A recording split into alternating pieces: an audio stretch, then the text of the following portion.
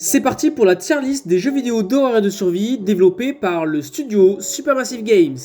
Du coup, on va s'attarder sur la série The Dark Pictures Anthology, sur The Quarry et bien sûr le jeu vidéo qui les a fait connaître, Until Dawn. Et si tu ne connais pas le principe de cette série de jeux vidéo, en gros ce sont des jeux vidéo interactifs qui illustrent parfaitement la théorie du chaos. Brièvement, la théorie du chaos est une théorie scientifique qui dit que si on change des conditions initiales, cela va pouvoir entraîner des évolutions totalement différentes, rendant toute prédiction impossible ou difficile à long terme. Et généralement, on connaît mieux la théorie du chaos avec l'effet papillon.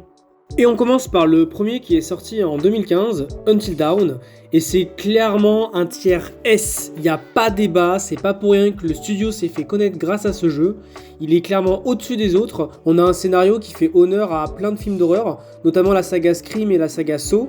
On a des twists qui sont très intéressants, on a des choix de plans de réalisation qui sont très beaux puisqu'on a différents environnements, notamment un chalet ou un château, et des acteurs qui ont très bien joué leur rôle. Avec en plus l'évolution de notre personnage qui est mise en évidence par les séances chez le psychologue au fur et à mesure de l'histoire. Ensuite, on poursuit avec Man of Medan sorti en 2019. Là, ça va être très rapide, c'est un jeu qui est éclaté.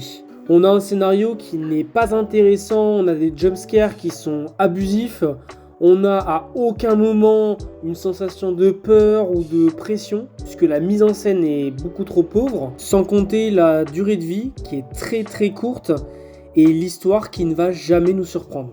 Little Hope, sorti en 2020, lui je le classe plutôt en tiers B, puisqu'on a une histoire qui est quand même assez intéressante avec la ville de Little Hope et tout son passé d'inquisiteur. On a une scène d'intro qui est quand même captivante et un twist final qui est vraiment bouleversant.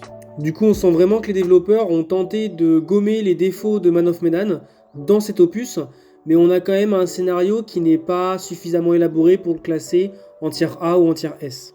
Troisième opus de la série The Dark Pictures, House of Ashes, sorti en 2021. Et là pour le coup, j'ai vraiment adoré cet opus. Donc tiers A directement. On a une intrigue qui devient de plus en plus intéressante au fur et à mesure de l'histoire, parce qu'au début, on pense que Supermassive Games est allé dans la facilité, alors que c'est beaucoup plus complexe qu'il n'y paraît. En plus de ça, on traverse des époques différentes, allant de l'Égypte ancienne à du coup de la science-fiction, et une bonne partie de l'histoire qui se déroule pendant la guerre d'Irak de 2002, avec d'ailleurs une critique assez poussée de cette guerre. On poursuit avec The Quarry, sorti en 2002. Pour moi, c'est au même niveau qu'House of Ashes, du coup tiers A. Je trouve que c'est quand même un jeu qui est extrêmement surcoté. Alors certes, on a des environnements qui sont assez variés, comme dans Until Dawn. On a un casting qui a très bien été choisi, et puis un doublage qui est réussi. L'attention est présente, mais on a des personnages qui sont caricaturaux et une histoire qui est assez basique et qui reprend celle de Until Dawn avec la même origine du mal. On va rester général pour pas faire de spoiler. Et enfin, The Devil in Me, sorti en 2022, quelques mois plus tard après The Quarry, c'est en fait le dernier opus de la saga The Dark Pictures Anthology.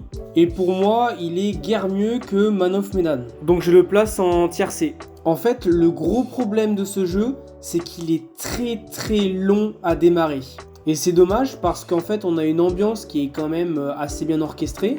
On a un château, ou plutôt un hôtel qui est lugubre et conforme à ce qu'on peut voir dans les films d'horreur. Mais on a un rythme qui n'est pas présent, qui est assuré et qui est très très lent au début. Et voilà, c'est terminé pour ma tier list des jeux d'horreur développés par Supermassive Games. N'hésite pas à faire ton propre avis. La plupart des jeux que j'ai présentés sont gratuits si tu es sur PlayStation et que tu as l'abonnement PS Plus Premium ou PS Plus Extra.